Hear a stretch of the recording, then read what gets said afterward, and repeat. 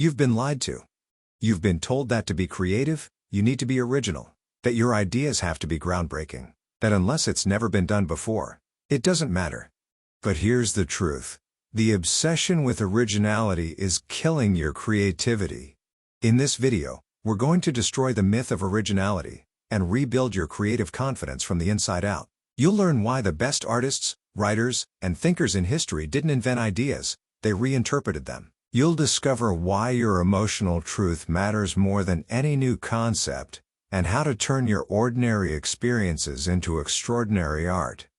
By the end of this video, you'll stop feeling blocked, stop doubting your voice, and finally understand what it really means to create something that moves people. So if you've ever felt like you're not creative enough, or that everything you make isn't original enough, keep watching, because what you're about to hear might change how you see your mind forever. You've probably heard it 100 times, be original. It sounds inspiring, right? Like a call to create something the world has never seen before. But here's the quiet trap hidden inside that advice. It makes you believe that anything similar to what's already out there is worthless, that unless your idea descends like lightning from the sky, it isn't worth pursuing. And that's how creativity dies, not with noise, but with the silent pressure to be a genius. You sit down to create, and nothing feels good enough. Why? Because the myth of originality tells you that borrowed thoughts are failures, when in fact, they're the foundation. The greatest minds in history weren't chasing originality, they were chasing understanding.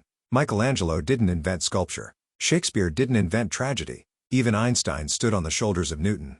What they did was dig deeper, and inject something fiercely personal into the familiar. When you obsess over being original, you stop listening. You close yourself off. You forget that your voice is already unique, not because it's new, but because it's yours. Most original ideas are just old ideas with new skin. Every story you love is built on ancient structures. Every song that moves you echoes melodies of the past. The mold itself is part of the art, and reshaping it in your image is the creative act. The pressure to be original often leads to paralysis. You hesitate, you judge, you delete. But once you drop that weight, and realize that creation isn't about inventing, but revealing, something shifts. You start to breathe again. You allow imperfection. You allow influence. You allow echoes. And just like that, your creativity returns. But what if I told you that this remixing isn't a weakness? It's the very nature of creation itself. Let's drop the illusion once and for all. Nothing is truly original. Not your favorite film, not your favorite book, not even your best ideas. Everything is built on something that came before it.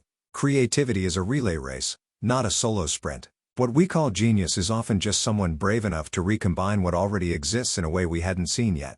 And when you realize that, something magical happens. You stop trying to invent the wheel, and start painting it your own color. Take music, for example. The most iconic songs in history borrow chord progressions from ancient hymns, folk ballads, or forgotten jazz riffs. Filmmakers recycle shots. Writers echo myths. Painters retell dreams passed down through centuries. What we label as style is usually a mix of references, absorbed, transformed, and made personal. That's not theft. It's the lifeblood of creation. To remix is not to copy. It's to honor, to reshape, to leave your fingerprint on a lineage that began long before you. We're taught to avoid imitation like the plague, but imitation is where every master begins. You copy the ones you admire, not because you lack creativity but because you're learning the language. And somewhere along the way, your own voice emerges. It's not born from avoidance, it's born from immersion. So next time you're stuck, don't look up to the sky waiting for lightning. Look around you. Look behind you. The past isn't there to haunt your originality, it's there to feed it. Every creative act is part of a long, winding remix. The question isn't, am I doing something new? It's,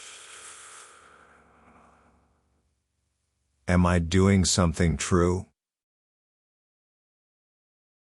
You know what hits harder than any original idea? A real one. People don't remember your cleverness, they remember your honesty. A phrase that echoes their private pain. A scene that mirrors something they've never dared to say out loud. That's the power of emotional truth. It bypasses intellect and dives straight into the gut. You might think your story isn't interesting enough, or your idea isn't big enough. But if it's true, it's powerful. Because people don't crave novelty, they crave connection.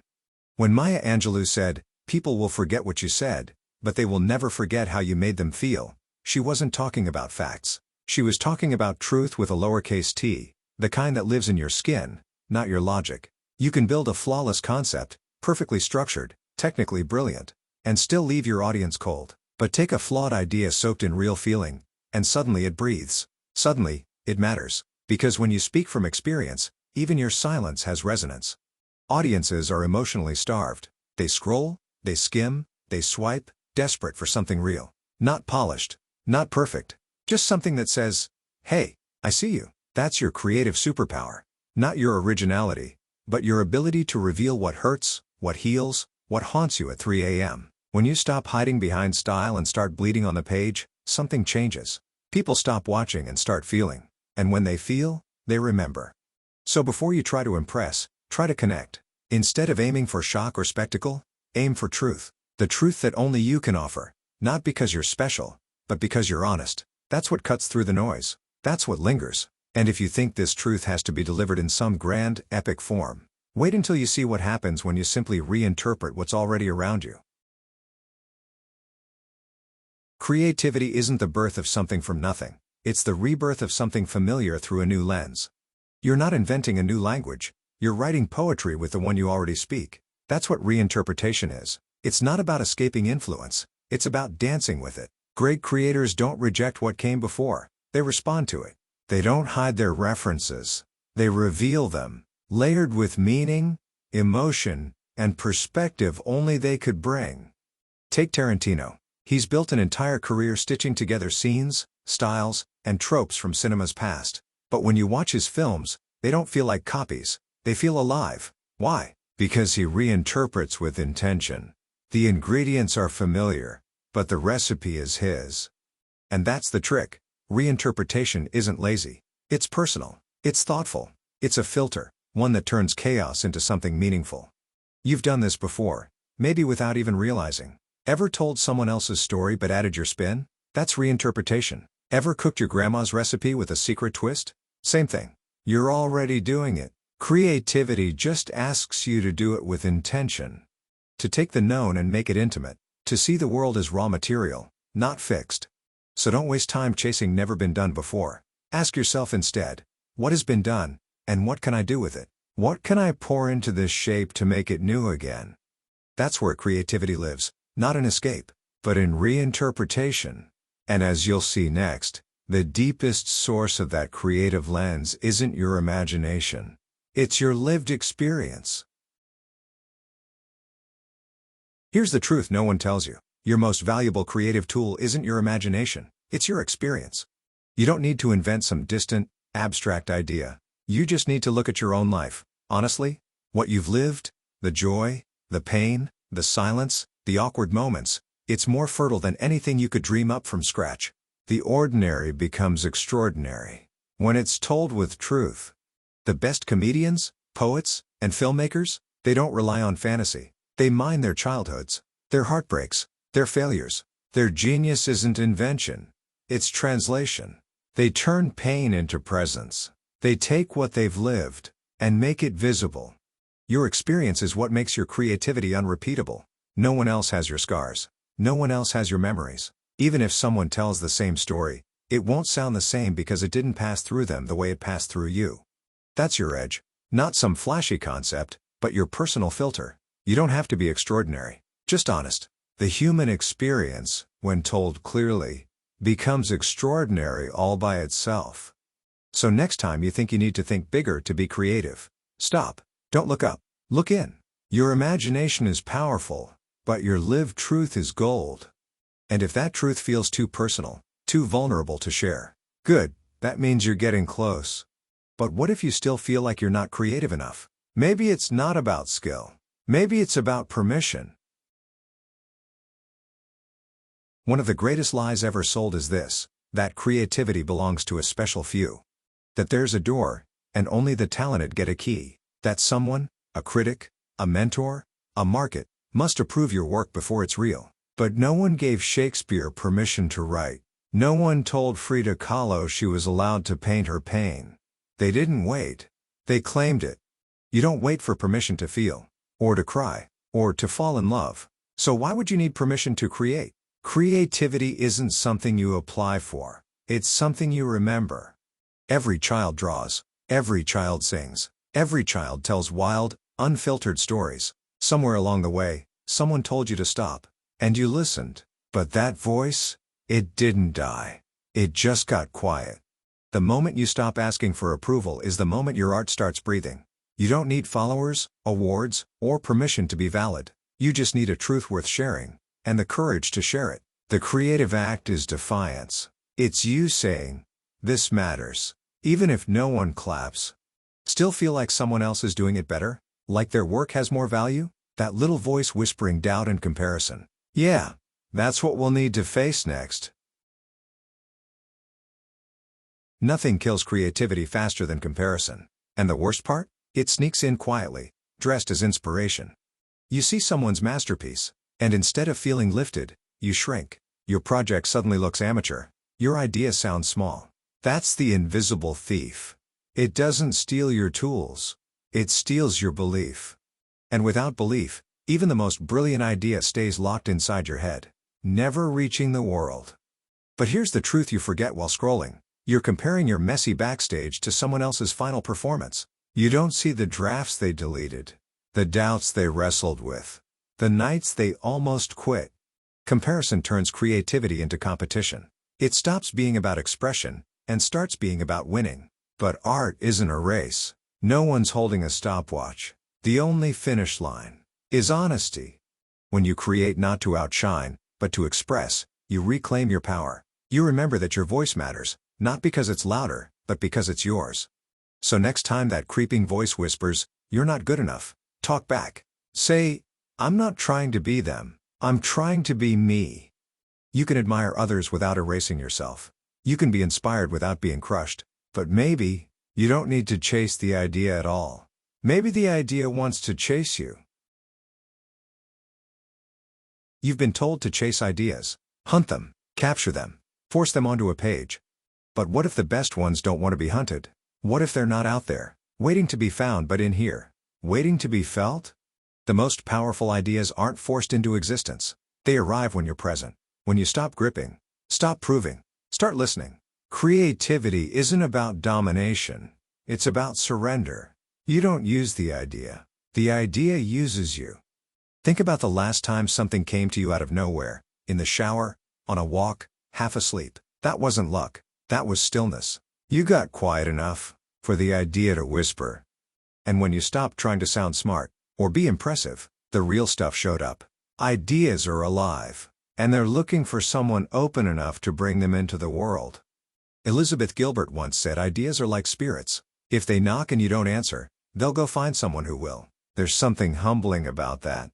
Something sacred. Creativity isn't control. It's partnership. When you treat ideas like collaborators, not conquests, they stay longer. They grow stronger. They start speaking in your voice.